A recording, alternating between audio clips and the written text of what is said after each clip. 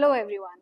A very warm welcome to the 5th edition of the Great Indian CFO Leaders Summit and Awards 2026, and I am Kanishka Karkera, the Senior Conference Producer and Program Head at Transformance Forums. Today I am joined by Mr. Sanat Bhat, Founder and Partner at TrustOne Advisors. Hi Sanat, welcome. Hi everyone, it is pleasure to be here. Thank you very much.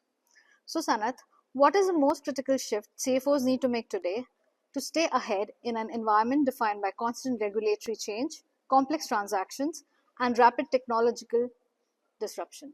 So the CFOs today are dealing into multiple complex environment which is having a web of not only regulatory and compliance is probably is one of the portions of it. The another important portion of it is to see to it that the company doesn't have any impact in reference to their operations, sustenance, cash cycles, uh, management of the collections to the repayments cycle that is going on.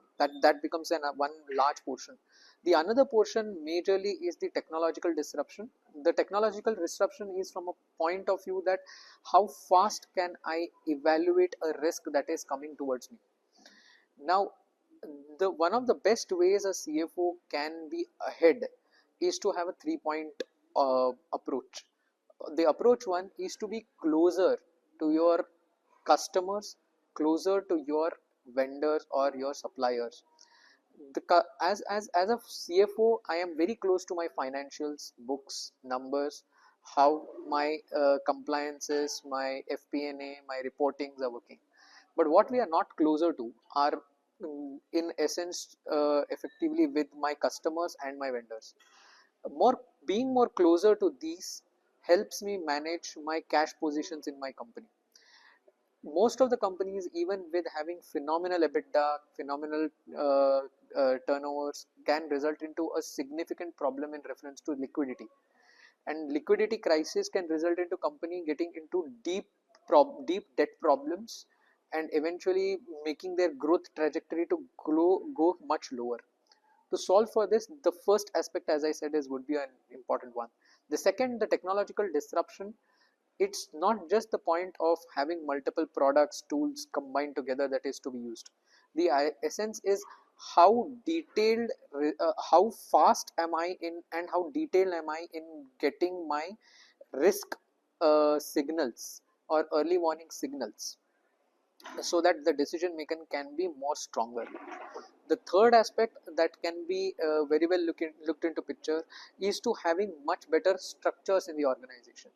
When you have changing landscape around you, it is also important that what is your operating structure, what is your company structures that you are working with.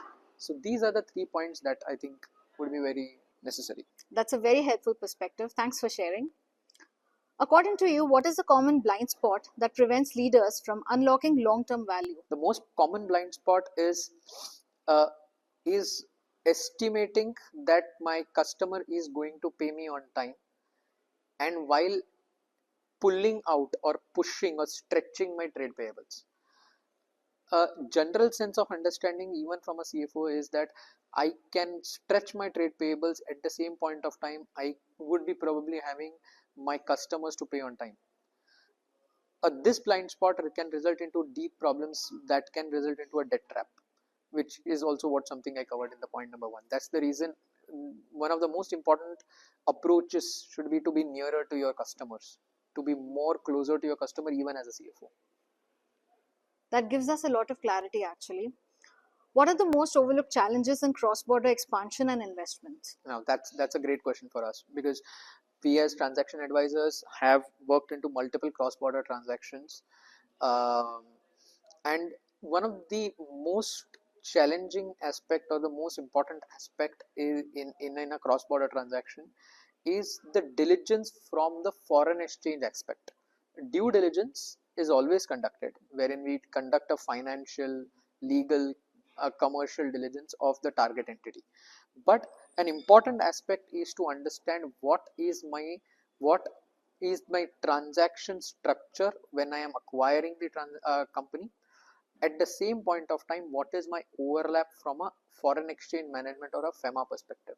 In most of the transactions, it eventually results into a situation that either that structure that has been put up together are non-compliant to FEMA, resulting into the unwinding of the structures.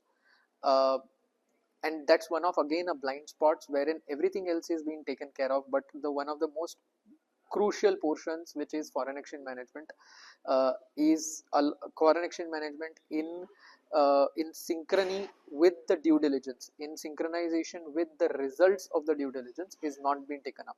So that's one of the most overlooked challenges, which comes up at the end of the transaction. Because it comes up at the end of the transaction, it becomes even more difficult to close a transaction over a time. Fair point. You deal with special situations and growth acceleration and have implemented AI products for the same. What is the approach you propose for CFOs to take themselves through the journey while managing capital governance and finance transformation? One of the important aspects of a company when they are stable is that they would be looking forward for an organic and an inorganic fast growth. When they want to have a faster growth, they need to have a golden standard of GRC, governance, risk and compliance. And when we say golden standard of governance, risk and compliance, it needs to be important that the a CFO works more like a finance controller and puts controls at places for multiple aspects of the business. And there is where we have built products or AI, using AI, that can help CFO govern and manage multiple aspects of finance, right from payables to receivables to lending to equity to stakeholders, investors, reporting, compliances, all of them. I like the way you put that across. So, Mr. Sanat, before we close, if you had to give one piece of advice to CFOs and business leaders looking to build resilient, future ready organizations, what would it be?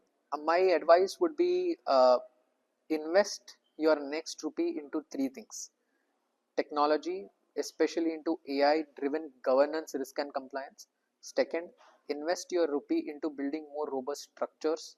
Invest your next rupee to have more.